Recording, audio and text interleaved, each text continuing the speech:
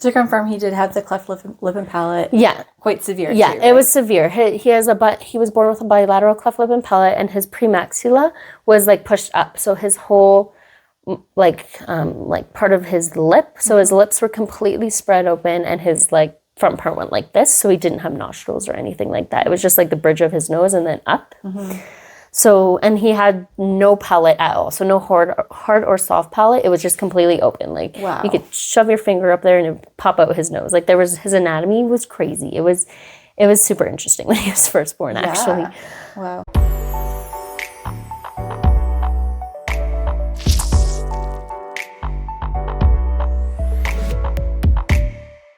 Well, welcome back to Smashed Oranges, everybody. We are so excited today to have another guest with us. This is Brittany. She's part of my family. She's engaged to my cousin, and we actually have kids that are very similar in age now. And so it's been kind of a fun journey for us to grow together as mothers and get to know each other that way. And we're excited to hear a little bit more about what that journey has looked like for you guys. Your fiance, Dallin. Yes. And you have had a very interesting journey right from the very beginning of your pregnancy. And so I would love to hear just what that beginning looks like, because you are still dealing with some medical complications with your son, but things have gone really well lately. So yes, it starts from the beginning. Yeah, so going back to the beginning, I got pregnant in October of 2022. Very unexpectedly, was not planned at all, was not thinking about having kids for a very long time. But a throat infection that I got and some antibiotics prescribed to me, which canceled out my birth control, and there came my son, Lucas. So did your doctor warn you that antibiotics cancel birth control? No, but apparently it's a really well-known fact. I didn't know that. I didn't know that. So warning to our listeners. Yeah. So it was very unexpected and pretty early into mine and Dallin's relationship as well. So that was also a shock. So in October 2022, I found out I was pregnant at work, actually. Oh, no. So that was even more crazy because I couldn't, it was at lunchtime, and I had realized that I was supposed to restart my pills after, you have that break week. And Dallin was like, you're acting a little weird lately. And I was like, oh, that's nice. Well, it's because, and then I realized that my period was late, and I was like, oh my gosh, should I take a test? But then I was like, there's no way. I was religious taking my pills all the time, but my friend convinced me, and it was positive. Instantly, 2 dark lines, and I was like, this is great. Oh my goodness. It was a huge shock. And so you did the test at work on the lunch break? I did the test at work in the Chinook Mall food court bathroom. Now we'll all know. Yes. There. So hallowed halls. Yes. Yeah. So I found it at work, and then I just was so shocked and anxious I couldn't keep it in, but I couldn't go home because I had meetings all afternoon. So I told Dallin, actually, I called him and I told him, and then I had to go. So it was, And then after work, I had went back to Dallin's, and we took 3 more tests, and they all just positive one after another. So it's quite interesting. Yeah. Oh my goodness. What was going through your head then? Kind of that whole afternoon? Really just, oh my gosh, but this isn't real. Maybe they're faulty. I was trying to convince myself it wasn't real, because I was like, this new boyfriend, we haven't been dating for that long. This can't be happening. This isn't happening. I'm so good with my pills. And I actually had called my doctor. And then that's when he told me on the phone that, oh, you're taking this type of antibiotic and birth control. And yeah. Oh, no. So it was crazy. If you mind my asking, how long had you guys been together at this point? We started talking in July, and we only officially started dating at the end of August. And mind you, this was in October, mid-October. So we had only even just met at the end of July of that summer of 2022, and just got serious and exclusive and started officially dating at the end of August. And then this happened in October. Wow. So it's crazy. I'm pretty sure, sorry, Dale and Sheila, but I'm pretty sure I only met them once, Dallin's parents, before even announcing, telling them that we were actually pregnant. That's so the next brutal. time I met them. Oh my goodness. Wow. And so you had not anticipated being a mother that soon, obviously. Nope. So what was that like? I know we've talked about Maddie's kind of similar experience where she was just all of a sudden my future was a blank slate and I didn't know what life was going to look like. Did you kind of have a similar experience where you're just like, what am I going to do? Like, did you ever think about any other alternatives or anything like that? No, when I found out, I mean, I've grown up, like, I grew up in a big-ish family, and my sister, I'm the youngest, so my siblings are, like, way older than me, and my sisters have kids already and things like that, so I have nieces and nephews where I was like, okay, like, I've grown up with them and things like that, and I knew I always wanted to be a mom, I just didn't know it was that soon, so I was kind of like, what the heck, because I, like, just got a good job. I was like settling down in my job. I was only 24, so I was like, this is not where I thought I was supposed to be. So there were times where I was upset about it, but I never thought of doing anything else. I was like, okay, well, this must be like what God wants me to do at this point in time. So this must have happened for a reason. So we stuck with it, obviously, and yeah. Amazing. Yeah. Okay, so that's amazing. I'm so glad that you went forward with a very optimistic point of view. It sounds like you, that's great. Yeah. So as you got further along in your pregnancy and you started to go to your prenatal visits, then I've heard a little bit that that's where things started to get a little complicated medically. So what were the diagnostics from the doctors at that point? So, being 24, I was healthy, I lived a healthy lifestyle, I would say. There was no like history in my family of any like prenatal abnormalities. Nobody else in like my family has any sort of issues with their kids. Like my siblings' kids are like, they didn't have any problems, nothing like that. So, when you get pregnant, you don't think something's going to go wrong. You don't ever think of that. And I was like, oh, I'm 24, I'm healthy, I'm good. So we went, at the beginning it was good. Like our 12-week scan that you get, the sonographer didn't catch anything, like everything was low risk. My blood work was fine. So we carried on and we were like, okay. And I remember actually, because I'm a pretty anxious person, so I remember after my 12-week scan, they say, oh, if there's something wrong, we'll call you. And if not, we'll just send the report to your doctor and that's that. So I didn't get anything. And then the report uploaded on my health chart and I was reading it and it was like, oh, it's all good. So I remember I was like pumped and I told Dallin and I was like, okay, we can announce like, everything is okay. Not that like you can't announce before, but being like a first-time parent, I was like, let's wait a little bit that first time around. So then we announced and everything was good, or so we thought. And then we didn't have another ultrasound till about the 19 or 20 week, whenever you get the anatomy detailed scan. And that day was probably the worst day of my entire life. It's February 24th, 2023, and our world just flipped, like completely upside down.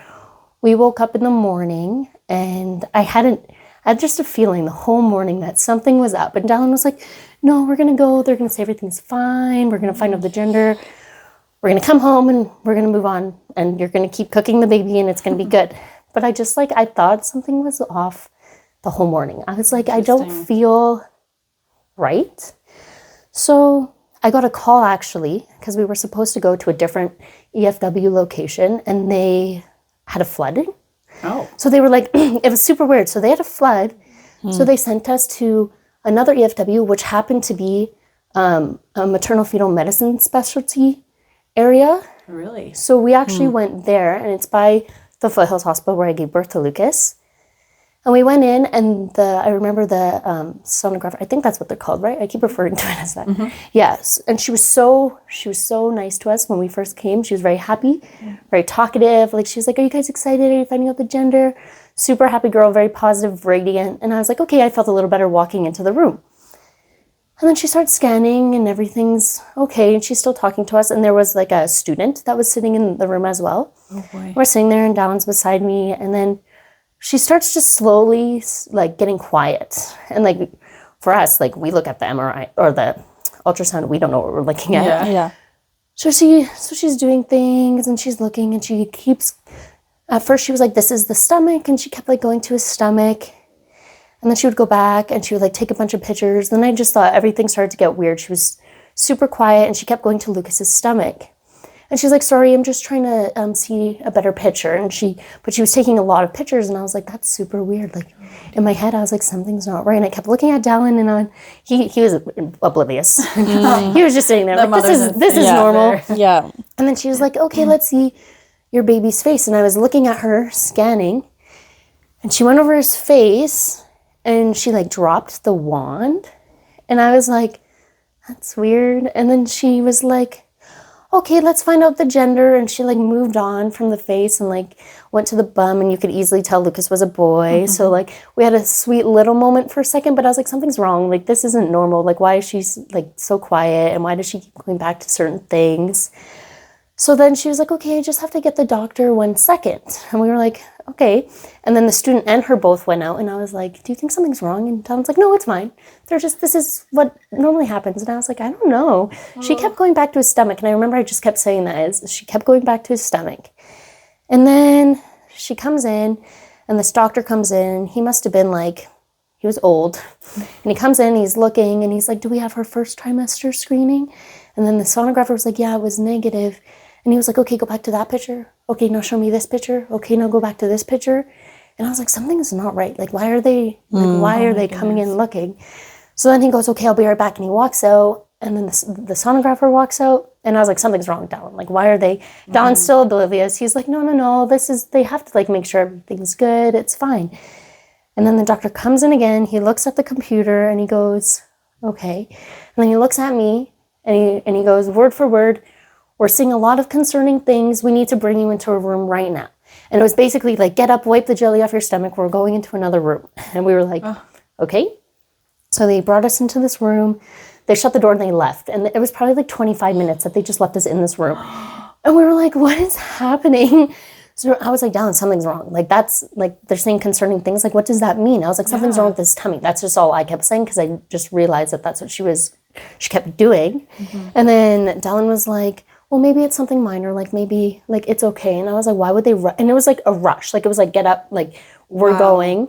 So then we're sitting there, and then 3 people come in, and then another lady. So the nurse like stood in the back, and then it was like a doctor, a student doctor, and somebody else, I don't know. So they come in with all these pieces of paper, and they basically go, your baby's not compatible with life. It has this, and this. You need to schedule medical termination. That was pretty much what they said. Yeah. And we were like, what? And the lady was like, so your baby has, and listed off this huge list of things, and was like, it's in keeping for this one, like syndrome that's not compatible with life. We need to schedule you to medically terminate. And my fiance Dallin at the time was like, hold on, like give us a second. Like you're coming in here and you're saying all this stuff, and we have no idea what's going on. Like we came here to find out our baby's gender and to see our baby, and now you're saying all this stuff is happening. Yeah. So then we were just frazzled, upset, crying, like we didn't know what was going on. We asked them to leave the room for a second. And so when they left the room, they left us the paper. And then on the list of paper, it was like clinical findings, and it was like cleft lip and palate, an omphalocele, a cyst in the cord, a straight umbilical cord. Like it was just listing all of this stuff. And then at the bottom it said in keepings for trisomy 18. And then it said medical termination with a star on it.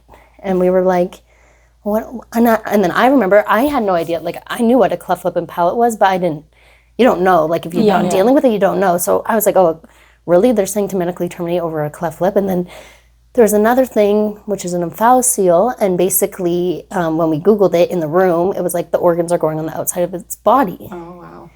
And then there was a bunch of problems with the umbilical cord. And we were like, and then it said trisomy 18, and we Googled it, and basically it's like another word for Edwards syndrome. And basically they aren't, most times the fetus won't live outside the womb, or they are incompatible with life, or like severely disabled. And whether they live till 3 or whatever there's only like, I think 1 or 2 people that have lived to adulthood, but it wasn't, it was like in a vegetative state, I think I read. Oh, wow. So we read that and we're like, our baby has this? Like how? Like we're healthy, like we didn't do anything wrong, like what is going on? So then they came back and they were just pushing us to terminate. They wanted us to set a date. So our ultrasound was on a Friday, and they were pushing us to do it on the Monday or the Tuesday. Whoa. And they basically were like, you need to do this, blah, blah, blah. And then they were like, well, you do have other options if you want, but with all of this stuff, this is what is most likely happening. And we were like, okay. And they were like, if you want to do genetic testing, you can. So we were like, what do we do? And they were like, I was like, well, let's do genetic testing, because what if like you're wrong? Like what if you're just, because then I said, are you assuming it has this because you found these things, or does it? can you say it has this syndrome? Definitively. And they were like, we don't know, but the findings can keep with this syndrome. So we were like, no, we're going to do genetic testing. That's stupid. Why would we just medically terminate our baby without fully knowing? Like, what if what you're saying is wrong? So basically it was like 4 p.m. and they told us we needed to get blood work that day. So they told us to drive to the Foothills Hospital lab and go get the blood work. However, they were closed. They didn't know, but they were under construction. So we were running around, we left and we were running around like a chicken with our heads cut off, like trying to find a lab to take blood so we could get the genetic testing done. And then we finally found one. We got the blood work done. We sent it in. And then it was the weekend. So it was like a lull. And it was like we just had to wait. And wait and worry. Yeah, so they were like, don't Google anything because that will make it worse. And it's like, we're in the age of Google. Like, you think we're not going to start Googling things? Yeah. So it was the weekend. I remember my fiance's parents came that night and we were talking to them about it and they were like, well, no, it's going to be okay. And we were like, well, no, it might not be. Like, if he has this, like, he can't live outside the womb. Like, they are telling us there's all these things. And when you Google it, like, horrible things come up. And it's like, okay, well, let's just wait. And so we were actually going to Edmonton the next day for a day trip to go to the water park with some of other Dallin's family. And then we were like, well, let's not go. Like, this is horrible. Like, we're going to lose our baby. Why would we go to Edmonton and try to mask having fun in front of these family members when we're like literally heartbroken? Yeah. And then we were like, well, no, let's just go. And up until this point, for reference, for a side note for later, I hadn't felt Lucas kick. Like, I haven't felt him kick yet. I didn't feel him, no flutters or anything yet. So we decided to go to Edmonton because we were like, well, let's just go. We can tell the parents. They'll obviously be super supportive. And so we went. And when we were at West Edmonton Mall, we actually bought it's kind of sad. We bought like a burial outfit for Lucas that we actually have in a frame still. Oh my gosh. Because that's what we thought. We thought he wasn't going to make it. Wow. So we went and we bought like a little outfit for him and like to remember him. It was I remember even like emailing my boss like in the mall and saying, I remember like. Can't look at you. I remember emailing my boss in the mall and being like, this is confidential, but this is going on. Like, I'm taking time off work. I'm sorry. Like, I'll get a doctor's note, but I can't. And he was very supportive too. He emailed me back like right away and was like, no worries, Brittany. Like, I totally get it. Take care of your family and things like that. So we did that. And then that night we were in the hotel room and I was sitting there and we were just trying not to freak out. We were just relaxing and I felt Lucas kick for the first time. And I thought that was a sign. I was like, he's telling me he's okay, Dallin, because I was sitting there and it felt like something like came up my throat and I was like, that was weird. And I sat up and all of a sudden it was just like kicks upon kicks. And I was like,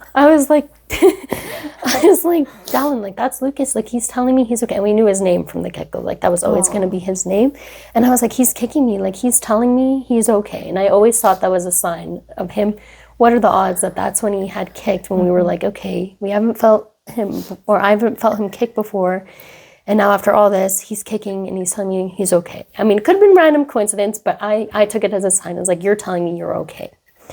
So then on Monday we went back in and I was like, I went an amnio, like centesis, and that's when they like take the big needle and pull the fluid out.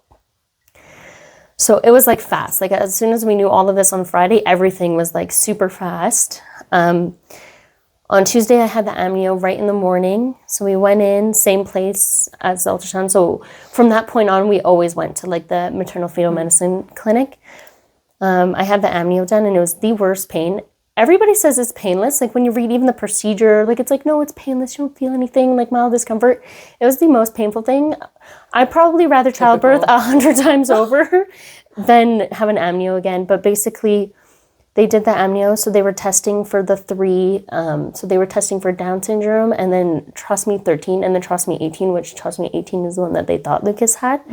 So that was for the amnio specifically. So they took that and I think it was like the next day, like they sped rushed it because they knew we weren't up, like we didn't want to do medical termination. So we wanted to find out as soon as we could what the issue was.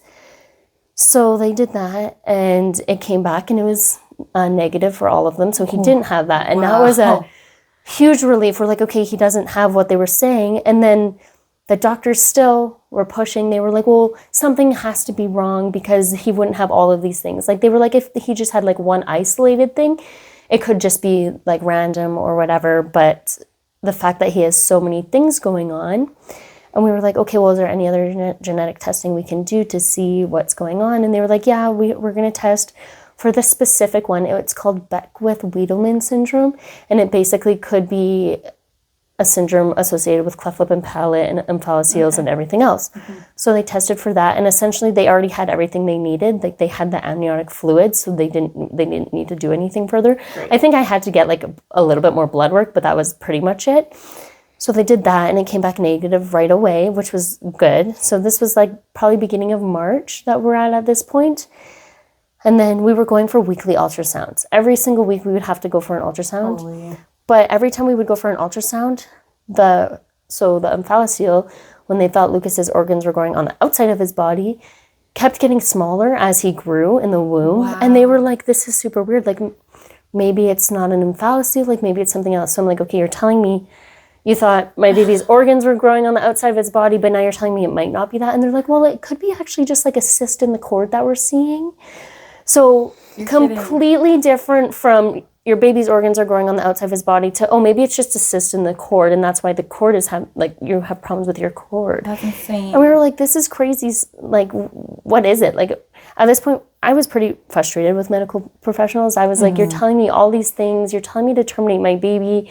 Like, but then everything's coming back fine. Like, what is going on? And in the grand scheme of things, because the thing we deal with now the most is Lucas's cleft lip and palate, but in the grand scheme of things, at that time when Lucas was still prenatal, that didn't seem like our biggest concern. We just wanted Lucas to survive. Yes. So essentially, every time we would go for an ultrasound, it'd get smaller and smaller, and they were getting suspicious that maybe it wasn't the omphalocele and all this stuff, and it was just so crazy. And then we did one more genetic testing, and it was to test all of us. So to test me, to test Dallin, and to test Lucas. And this one was a whole DNA sequence testing of me, Dallin, and Lucas to see if maybe we have a mutation we have no idea about, if Dallin had one, and if Lucas has one. So we obviously I don't know how good you are at biology. I'm horrible. Yeah, I just go with what they tell me. But essentially, like we all obviously have our own DNA sequence, and the sequence makes up of whatever, blah, blah, blah, chromosomes and all that. So me and Dallin were clear, like nothing was weird or whack on our DNA sequencing. But in April, whatever day Easter Monday was, it was Easter Monday in April, we get a phone call. And our previous phone calls to our genetic testing were always, everything's good, you're all good, bye. So we get a phone call on Easter morning, and it was, we have the genetic results back, and they actually sent to Finland, which was kind of cool. Oh, wow. Yeah, so they sent them to Finland, and then they came back, and they were like, do you guys have time for a phone call? Or like a Zoom call, sorry. And we were like, sure, when? And they were like, well, can you do it right away? And then we knew they must have found something, because why would they be wanting to do a Zoom call when everything else was fine? So we were like, okay. So we get on the Zoom call, and she like pulls up all these weird, like not Google searches, but it was like DNA sequencing and things like that. So she told us that me and Dallin were fine, but she said they found something in Lucas's DNA sequence that was off. And she couldn't even explain to us what it was. It was just, we all have this gene, and it's called the RERE gene, and it's responsible for making your protein for like child development in the womb. Mm-hmm. So we all have two of them. And Lucas, he's not missing any, but he doesn't have multiple of them. It's just there's an error code in that gene, and they don't even know how to describe it to us. They don't even know how to explain it to us. He's not missing any. He doesn't have more, but there's an error code. And we were like, well, what does that mean? And then it made sense for his cleft lip and palate, because if it's responsible for, developmental of the tissues and stuff before birth, obviously his tissues didn't form correctly, so that's why. But we were like, you can't tell us more. And they were like, only 19 people in the world up to that date have been identified with it. But only Lucas has been identified with that specific error code in medical history. Holy So we moly. were like, okay, what does this mean? And then here we go again. Our genetics counselor just listed all of this stuff, like That could go wrong. that could go wrong, like neurodevelopmental disorder, problems with the heart, problems with the eyes, problems with the ears, like so up and down. yeah, developmental delays, like autism spectrum disorder, like ADHD, like all, like everything in the book you could name was on this like sheet. And we were like, okay. And then she was like, I'm sorry, I don't really have much else to tell you because we don't really know. We don't know. And we're like, okay. And then she goes, with this information, and mind you, it's like mid-April. I'm due at the end of June. I'm already like almost like third trimester pregnant probably at this point. And she still goes, are you sure you want to continue on with your pregnancy? And I was like, are you kidding me?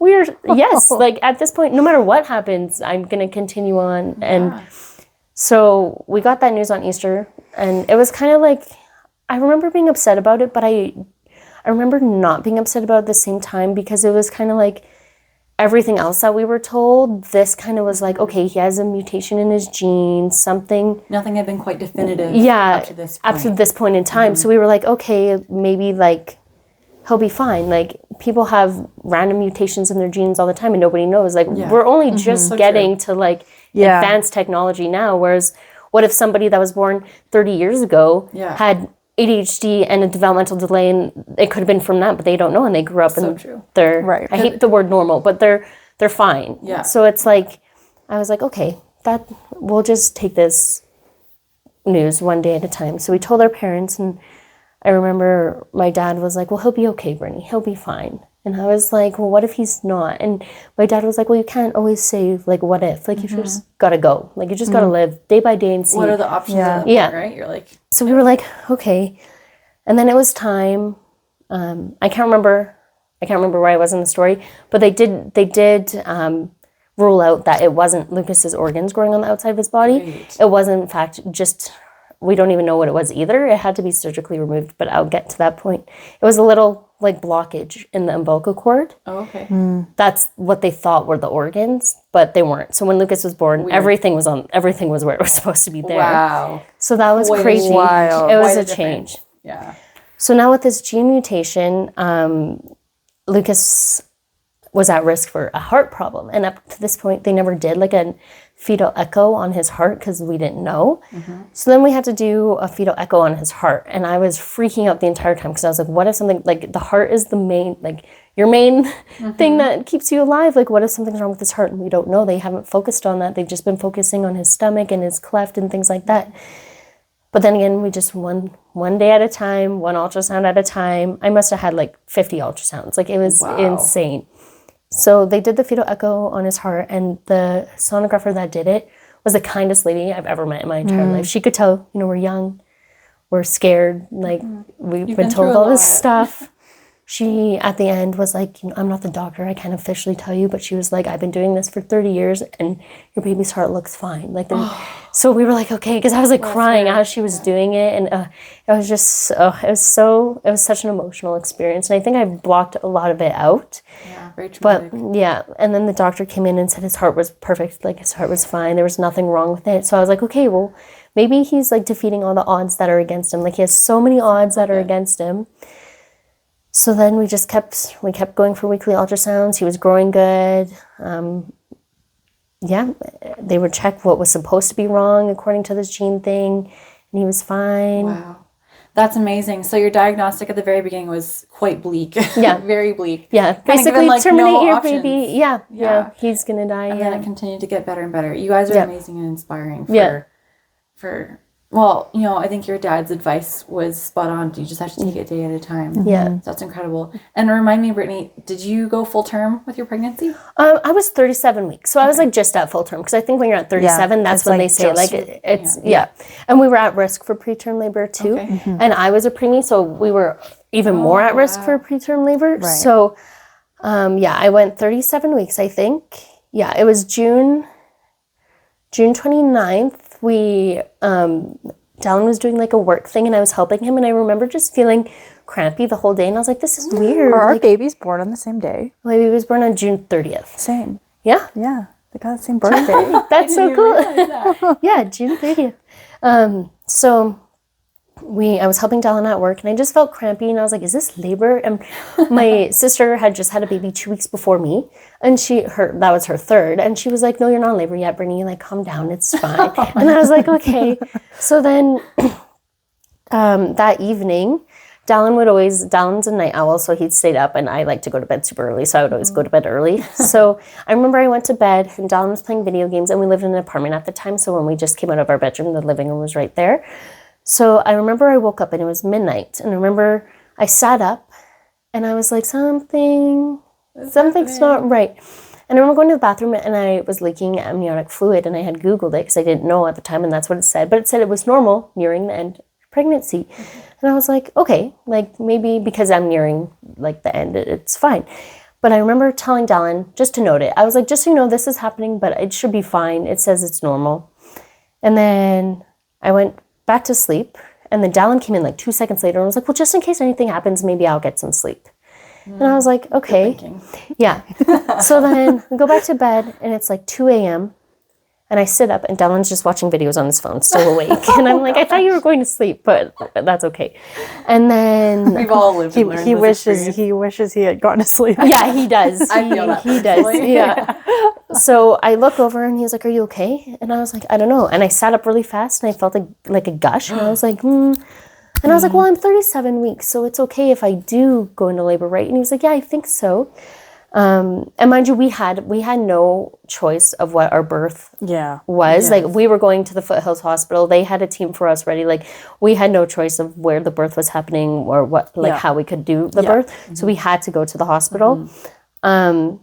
And I remember I sat up, and then I stood up, and it was like a gush, like literally out of a movie. Like, I didn't think it was actually like that, but I experienced that, and my water had broke. And I remember at that point, I was freaking out because I was like, at this point, I had bottled up all of my emotions of what the outside was going to look like. Yeah. Right. Once Lucas was here with the cleft lip and palate and things like that. Because like I mentioned previously, that didn't seem like the biggest deal to us at the time. We just wanted him to survive. And we had met with, like, we had consultations with the Alberta Children's Hospital Cleft team before Lucas was born. Okay. But it was just kind of like this will happen, and when it does, like, it'll happen. So it was kind of brushed off all the time because I was just mainly focusing on having my baby survive. Yeah. So then I was like, oh my gosh, now we're going to like have to deal with this. And there's things that we're going to have to deal with that we don't know. Like, Never if experienced. so so my water broke at 2 a.m. We went to the hospital. They sent us home because they were super busy and didn't have enough beds. And we were like, okay.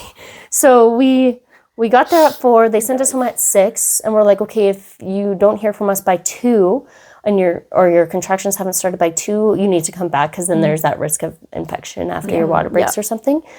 And so we get home at 8 a.m. and they call at 9:30 saying to come back. They have a bed. Oh, you're kidding. And at the time, we lived like 5 minutes away from the Phillips Hospital, so it wasn't terrible. But I was like, are you kidding me? We came all the way home, and now we're going all the way back. But we went back to the hospital, and then when we got there, we got into a bed, and everything was fine. I wasn't contracting or anything.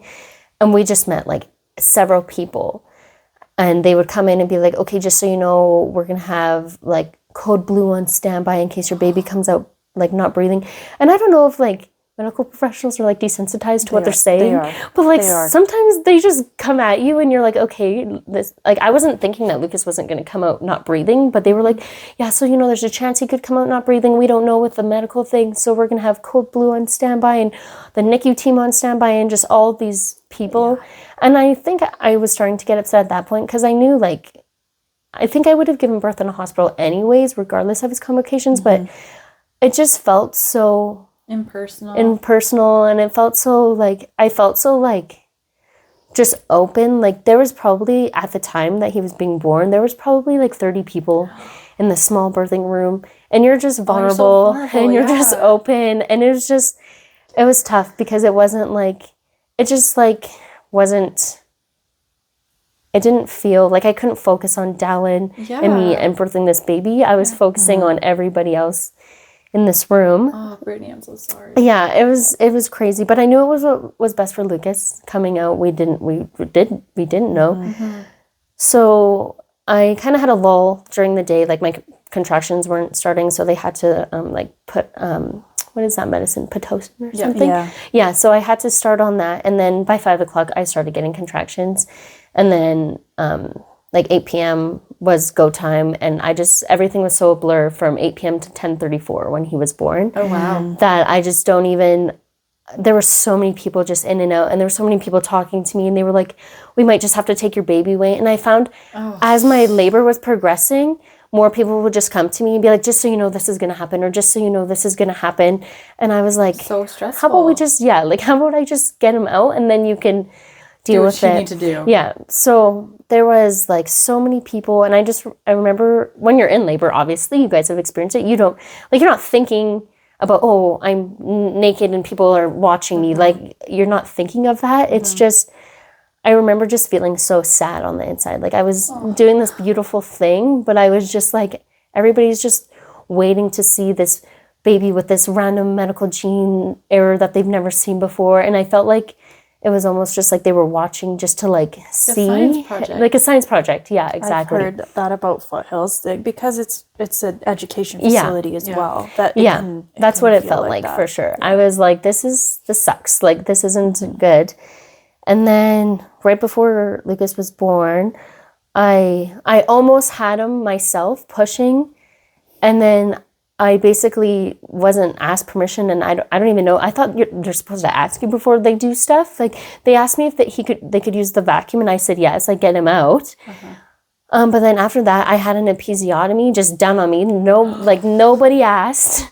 The girl just did it, and it was a resident, and I was like, are they allowed to do this? Like, No. So that was great. She did that. I mean, after that, Lucas came out, and when Lucas came out, I remember, so I was losing a lot of blood, and I was passing out, so I wasn't even aware that he was out, and he breathed and he cried as soon as he came out, as they would.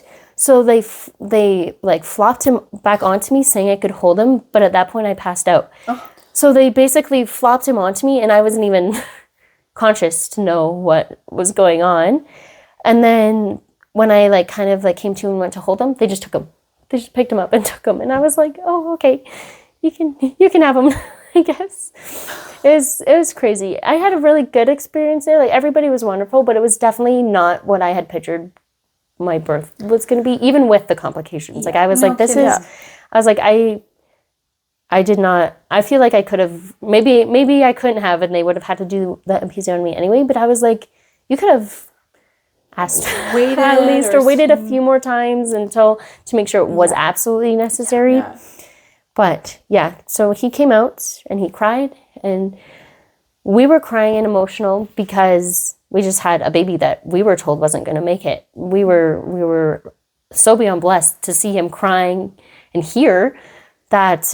We were just very emotional about it. And Lucas was able to, like, they did his checks on him like they do, and then he was able to like hang out with us, and got to hold him, and Dallin got to hold him, and my mom was there. So cute. Yeah, and we got to hold him, and then they tried like the feeding him, and then he went to the NICU because he was struggling feeding, but we were anticipating that, so that wasn't like a huge shock. Right, because to confirm, he did have the cleft lip and palate. Yeah. Quite severe. Yeah, too, it right? was severe. He was born with a bilateral cleft lip and palate, and his premaxilla was like pushed up, so his whole like part of his lip, so his lips were completely spread open, and his like front part went like this, so he didn't have nostrils or anything like that. It was just like the bridge of his nose and then up.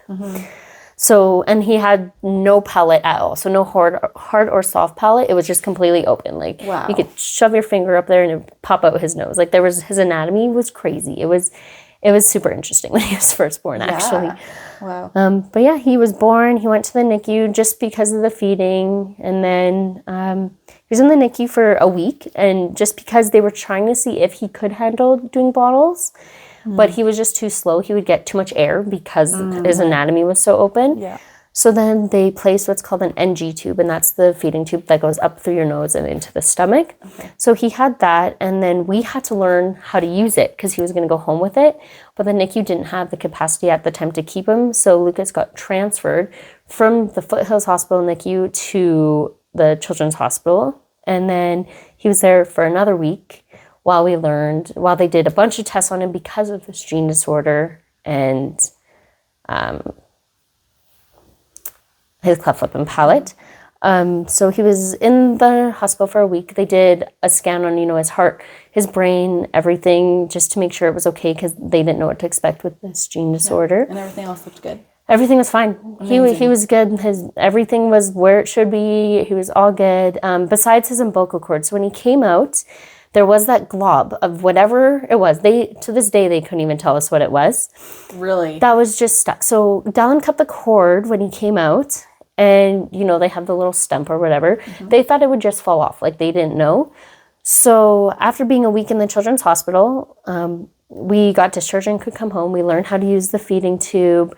Thinking back on it now, it's terrifying. Like, it was terrifying. I didn't even want to feed him at all. Like, I had such fear of putting something through this tube to go into his little body's stomach. And I think I grieved a lot because breastfeeding wasn't an option. Yeah, it wasn't your typical experience. Yeah, my motherhood looked different than everybody else's motherhood, and I think that really, really got me a bit, because I was like, well, I can't breastfeed, and I tried pumping, but when I say we had an appointment every week for the first 8 months, we had an appointment every week. We were constantly at the hospital, constantly monitored. Lucas was constantly getting blood drawn, constant emergency stays. Like, the first year of his life was crazy. And a lot of guilt came with that. And we were trying to make it as normal as we could, but it was just, I tried pumping and it just wasn't, I couldn't pump. My mental health just wasn't there to just pump every 2 hours when we were going to the hospital, coming home, all this stuff. So we missed, I feel like I missed out on a lot of the traditional roles of what you get to do in motherhood. I didn't get that, which is unfortunate, but yeah. Wow. What a journey. And you're so right. It is no doubt that your mental health would take a huge toll. And my heart just goes out to you guys, because that transition into parenthood is difficult enough as it is, let alone with all these outside voices coming at you about the possible negative outcomes. And, and so, I'm just so sorry for that. But I am really grateful and so amazed that he was able to pull through and really come through with manageable outcomes. Yeah. Okay, so from that moment, you were dealing with feeding tubes and stuff like that. And remind me, how old is he now? 19 months. 19 months. Crazy. Okay, so in those 19 months, at what point did he start receiving surgeries to repair the cleft lip and palate, I guess? Yeah. Walk us through what that looked like. Yeah, so Lucas has had 5 surgeries so far in his life. So he had his first surgery when he was 2 weeks old. That was just to remove his umbilical cord completely. And then Lucas had because Lucas's cleft was so severe, his plastic surgeon wanted to do it in 2 parts, because she felt it would benefit him in the long term to repair his lip in 2 parts instead of pushing it all together into one. She just thought it would be better to do what's called a lip adhesion first, and then the full repair a few months down the road. So when Lucas was 6 months old, we actually just came up on his year anniversary for his first stage lip repair. It was on January 18th, 2024. He had his first stage lip repair, but he also had his first stage lip repair, a G-tube, and ear tubes. So with cleft kids, because they don't have the muscles in their palate, and it's something about their ear, how our ears drain, they're more prone to ear infections, fluid in the ears, fluid buildup. Yeah. So Lucas got his first set of ear tubes for that, and ever since he's had them, he's been great. His hearing has been really good, which is great. Awesome. And then, so what they did for the first lip adhesion is it's so weird, but she took his lip and she attached the lip here and had a strip here. So if you remember how he looked before, it was his lips came up to here and then he had a strip, so it would be together. So now he would have 2 little nostrils that he didn't have before. So cute. And I remember I actually have a video in my memories of me taking the tape off for the first time after his surgery and being wow, my kid has nostrils, because he didn't have it before. And just these little things that we deal with when we have a baby born with a cleft lip and palate, that it's normal to have nostrils, so a parent wouldn't be excited that his has nostrils. But for me and Dallin, we were oh my gosh, look at his constructed little nostrils. So it was great. And then because his feeding tube with his NG tube at the time, he was still aspirating and having a lot of trouble before his palate was repaired. They opted to put a G tube in, different kind of feeding tube than the NG that goes through the nose. And it was just a feeding tube directly into his tummy. So he had that done, all 3 of those at once. And I remember it was hard. Like surgery is always super hard and the recovery is really hard. And they just scream and cry. For a and baby, like how do you console a baby after surgery? yeah, you just have to let them scream and cry. And that was really tough. So that was when he was 6 months. And then at the end of May, so right before he turned 1, he had his final lip repair and then a change of ear tubes. So they changed his ear tubes, and then he had his, we call in the Cleft community, like a forever smile. So he received his forever smile on May 28th, and that's when his whole lip was done. And it was actually crazy because we moved literally 2 days after he had surgery. So it was crazy. He had surgery on May 28th, and we moved on like May 30th and May 31st. So it was crazy. We had a lot of family that helped us and support us. So it was very nice to have them. But it was crazy because we would like have Lucas sleep at my parents' house, and then all of a sudden he was recovering, but then in a brand new place that he had no idea where he was, and it wasn't what he was used to. So that recovery was a little worse than before. But it was crazy. But he had his forever smile. His tape came off within a week, and he was very swollen, and it was very hard. But it was so nice to see just like his beautiful little smile that he now has now. Oh yeah, he's such a smiley kid. He is. He's a very smiley kid. And then he had that surgery, and then in October, so just this past October, he had his full palate repaired. That one was probably the scariest surgery we've ever had. I'm terrified for him to have another one. He had quite a bit of complications with this one. He actually had COVID, and we had no idea. Oh no. So once he was coming out of the anesthetic after his palate repair, his throat just like swelled completely shut. So they had to intubate him, and he was sedated and intubated for a week with a breathing tube in the ICU for a week. And that was a big thing. He had tubes, wires everywhere. He was sedated. We couldn't pick him up. We couldn't hold him. We didn't see him awake for a week. It was crazy. Oh my That's gosh. so hard. Was there concern with that failing? Because I know as adults, intubation is really serious. So is it more serious with children that there's a risk of, dying intubated? They weren't too worried about that. I don't think that was a concern. It was just as long as he was intubated and had the breathing tube in his throat, he was okay. But it was just completely swollen around the tube. So when they re-intubated him, so they unintubated him after surgery and then re-intubated him, they had to use a smaller tube because his airway was just so blocked off. A lot of trauma. So, and then he also had just had his whole palate repaired. So it was a risk of, are we going to do this all over again if his palate comes apart? So not only were we worried about that, we were worried about our son with his breathing tube in the ICU, and it was crazy. I'm really thankful that my work was so understanding. So I originally just took off like 3 days and then let it into the weekend, and I ended up taking 2.5 weeks off that they were like really gracious to let me take off, which was good. Awesome. But yes, when you see your son just like lying in a hospital bed, sedated with this tube down his throat, it's intense, and I never thought,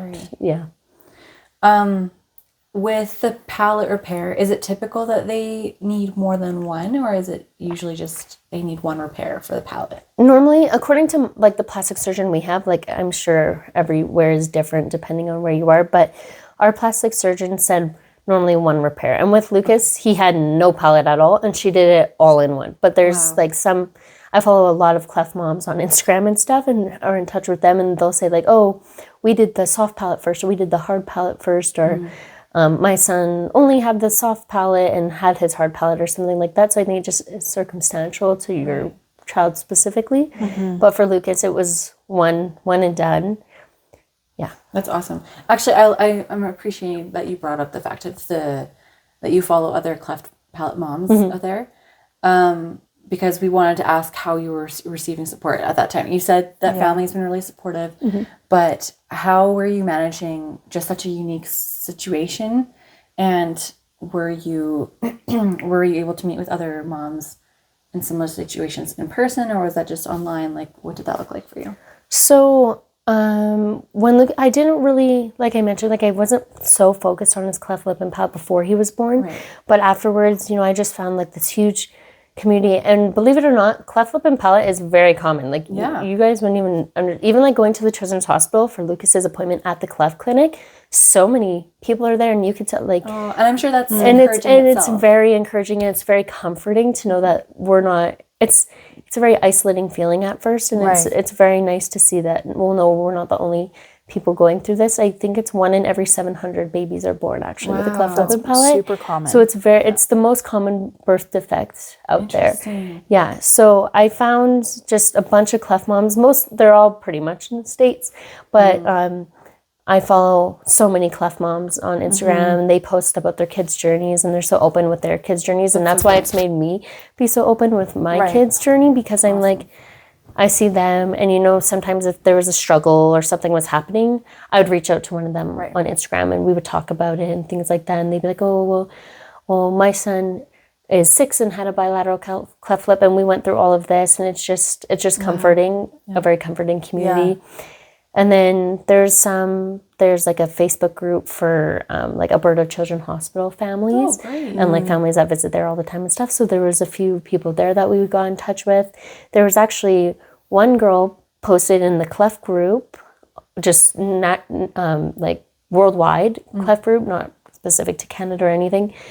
And she was upset because her son's palate surgery got canceled because he was sick, and I had commented on it, and it was right in the same time Lucas had his and was sick and now had all these complications, and I had commented on the post saying, I know it's frustrating for your kid's surgery to be postponed, but my son just had a surgery and he's in the ICU because he was sick and we didn't even know. And she was like, oh, we actually just heard of a similar case at the hospital my son was supposed to be at.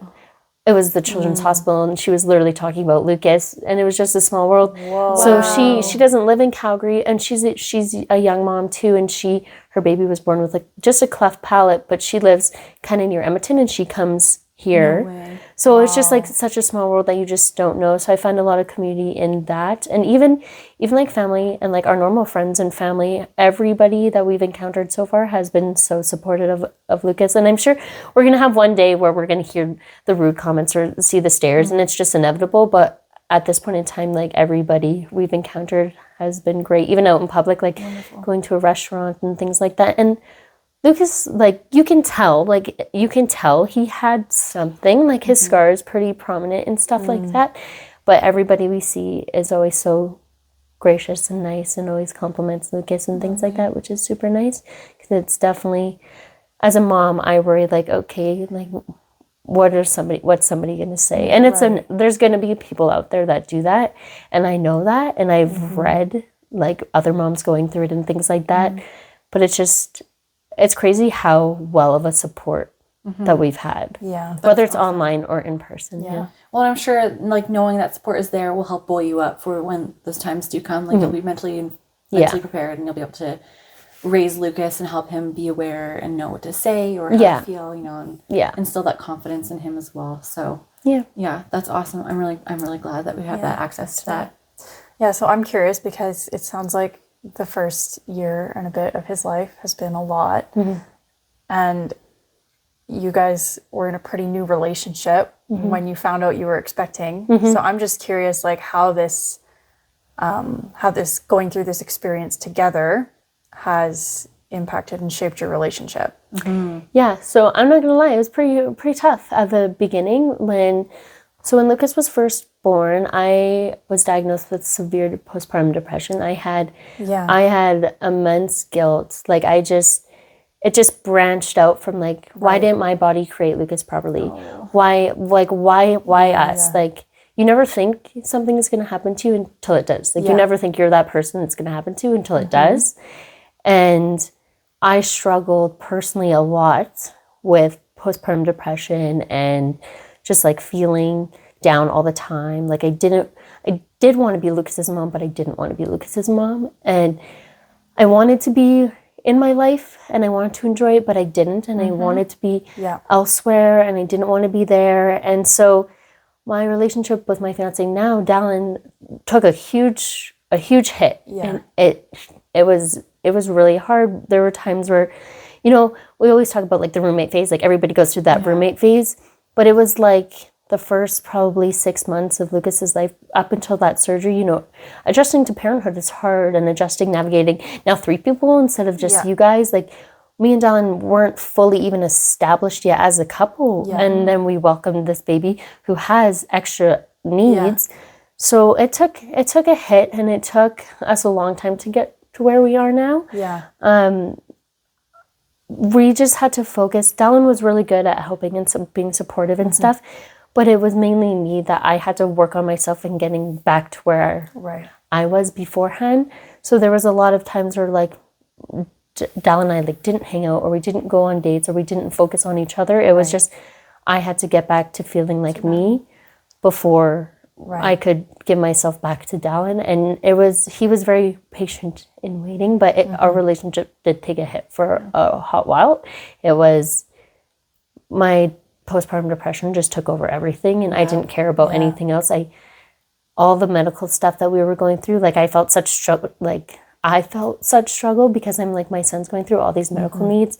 That's my fault. Like, why didn't my body do this?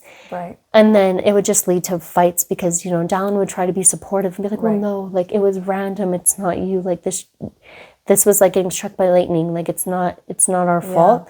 But then it'd be like me just bickering back, like, oh no, like it is me. Like you can't tell me it's not. You're not thinking quite logically. When you're depressed. So there's just a lot of fighting, and a lot of like times where it was like the roommate phase, but like extreme. Like I was very protective. It was weird because it was like I didn't want to be there, but I also didn't want anybody else to watch Lucas but me. Like I was like, you can't hold him. Like I have him. Like I'll deal with him type stuff. So it took us a while to navigate. I would say after Lucas's first surgery is when I was kind of like, okay, well, this isn't my fault. Like I started going to therapy and started getting better, and was like, why don't we focus on like, we have an amazing support system. Both our parents live here. Like we can give Lucas to them. We can watch him, even a movie, like doing something like that. So it took a bit, but we are very strong now. And it's tough because you hear all the time, like people break up after having a kid, or people, and for us, it was like, oh, we just met, we just started dating, now we're pregnant, but now we're going through pregnancy complications. Oh, now we have this baby, and now we have all this baby with this medical needs on top of being new parents, on top of not even have had a super established relationship to begin with. So it took us a long time to get to where we are now. Do you feel like you've come out stronger on the other side? Yes. Oh, yeah.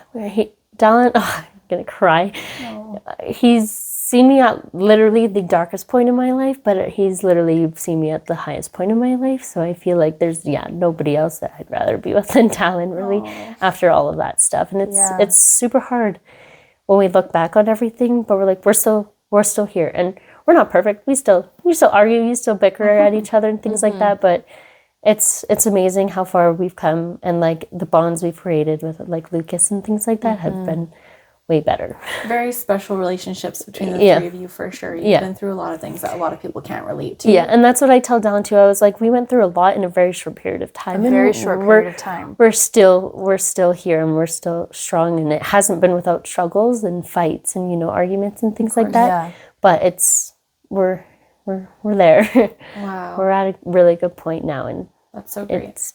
Do you mind expanding a little bit more on what you did to get back to yourself? You mentioned therapy. Did anything else help you to feel grounded as a new mom and just like a new sense of self?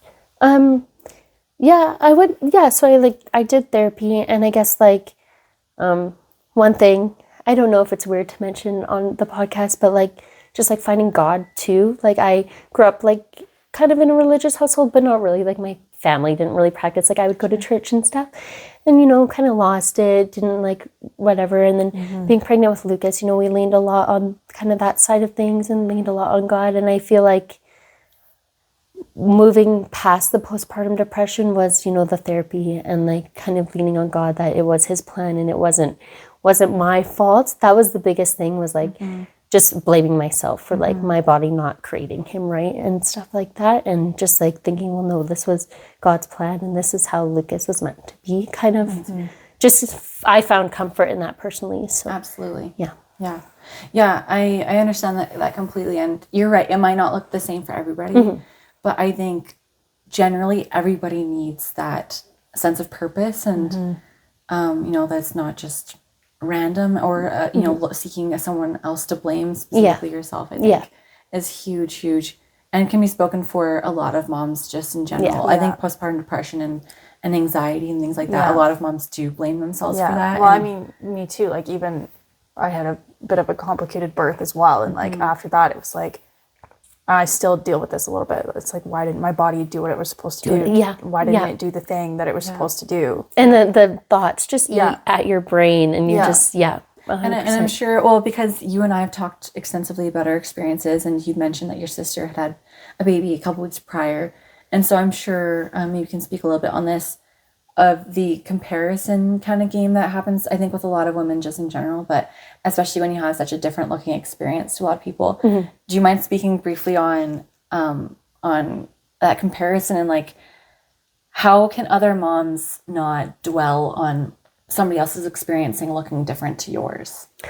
Yeah, I mean, we're human and we're going to compare. I feel like it's inevitable. That's what our brains are wired to do. You do that. And yeah, my sister had, a healthy pregnancy, like, I hate using the word normal, but like normal birth, like, and typical birth. And it was really hard. It was extremely hard to watch her. And I'm like, you're not at the hospital every week. Like, you're not at an appointment. You're not in an emergency room because your kid pulled their feeding tube out at 2 a.m. and you have to go back to the hospital to get it back in. Like, it was really tough to not compare. And like, even at that point too, everybody around me was having babies, and I was like, I can't breastfeed. I can't, like, I'm not doing this. Like, it was super hard to just realize that, okay, my motherhood's different, but that's okay. Like, I'm blessed enough.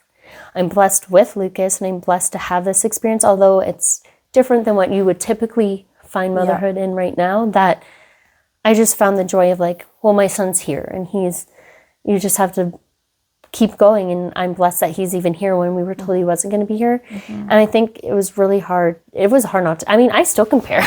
I still sometimes will be like, oh, my baby's not doing that, or their baby's doing that, my baby's not doing that.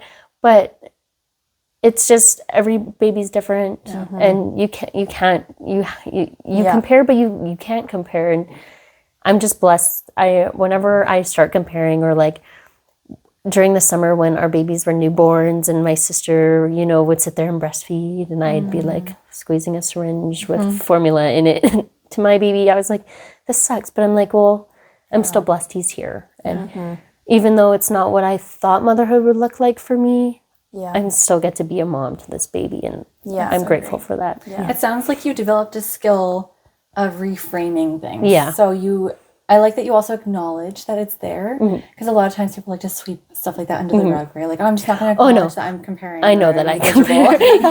I know that it happens. That's great. That's great. You're right. I think it is such a natural process. But I think the skill of, okay, I can acknowledge this, but I'm also going to address that I can look at this a little bit differently. Like, I'm so grateful for this. I think gratitude is huge in being able to change our mental standpoint. And so that's an excellent habit to build. I think too, just to build off what you were saying, like, to be grateful, but also not using gratitude as like a means of bypassing emotions. Too. It doesn't become like toxic positivity. Like, being grateful that he's here. And then also still being like, I can be grateful for this and be grieving the fact that my motherhood's different than I wanted it to be. And those two things can exist simultaneously. Exactly. Like, you don't just have to be grateful and then try to like shut down those like less comfortable feelings. Yes. 100%. That's amazing. So just to wrap up, Brittany, I feel like there's so much more we could talk about. So maybe we do, I feel like every guest we have on, we've said like, maybe we do part two. Or part three. We split this one up even. But just to wrap things up, what are 2 pieces of advice that you would give to cleft lip, cleft palate parents, or just parents with medically complex babies? Let's start with that one question. What's a piece of advice that you would give to medically complex parents with medically complex babies? I would just say take it one day at a time. Like, don't think of what's down the road. Just one day at a time. Every single day is a gift, and just take that one day at a time. Amazing. Because I just always found I would jump ahead, but no, you just one day at a time. Yeah. And number two, I feel like it's similar, but what has been your biggest like celebration over the last 19 months? Just like seeing my son grow up and seeing him, you know, do these things that we were just, it's really special just to watch him hit milestones and just to see him become this little toddler when we were told all these horrible things in the beginning. And just, I look at him sometimes, if I'm like sitting on the couch sometimes and I look at him playing, I'm like, wow, like that's my son. Like like that's him. And it's just, his whole life is just worth celebrating. Yeah. Well, especially, and I meant to wrap up, but I also want to touch on, because I don't think we've quite finished the story, because he no longer is using a G-tube, right? So he has officially been cleared to have foods, and he's toddling around and happy and healthy. And so how's that new process looking for you guys with no more feeding tube? His lips and palate have been cleared and all sealed back up. So how's life looking for you guys now? It's crazy. It's like nothing ever happened. Like it's just, he demands a cookie and we give it to him and he walks around with his cup in his hand and he drinks, and it's just, I didn't think we'd get to that point. Like he would fail so many like swallow studies, like to show like if he was aspirating, and it just, at times it just never felt like we would get off the feeding tube. But now that he's like, the feeding tube is still in his tummy, we're just not using it. Okay. But just seeing him just like waking up and like giving him a meal for breakfast and like watching him, especially watching him drink like liquids, it's really special to us, because we're like, wow, we didn't think that he would ever be able to do this on his own. So it's just, it's so special. That is so cool. Yeah. And I'm so pleased to hear that. Yeah. I really would love to talk more about this. There's always more questions, always more. And I feel like as things continue on, I think there will be some follow-ups with professionals that will probably continue, right? Is that how it goes? Okay. Yeah, like he has a whole team, and we see them like once every 6 months now. Whereas when he was first born, it was like once every week. So so seeing them like once every 6 months, and they just ask how he's doing. You know, they check his ears and things like that, and they just make sure he's okay, making sure he's gaining weight good, and but amazing.